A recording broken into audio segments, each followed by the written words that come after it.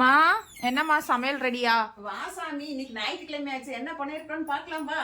Okay. இது வந்து mutton நுரையீரல் கிரேவி பண்ணியிருக்கிறேன். குழம்பு மாதிரி வைக்கலான்னு பார்த்தா குழம்பா வரல, கிரேவியாக இருக்குது.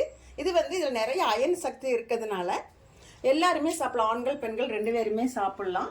மாசத்துல ஒரு தடவையாவது நான்வெஜ் சாப்பிட்றவங்க எடுத்துட்டா உடம்புக்கு ரொம்ப நல்லது. சரிங்களா?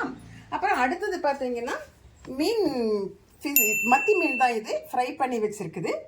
அப்புறம் அடுத்தது ரசம் வச்சிருக்குது.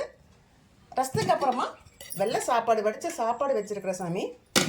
அப்புறம் மாம்பழம் வச்சிருக்கிறேன், சாப்பிட்டதுக்கு அப்புறம் சாப்பிடலான்னு சொல்லிட்டு.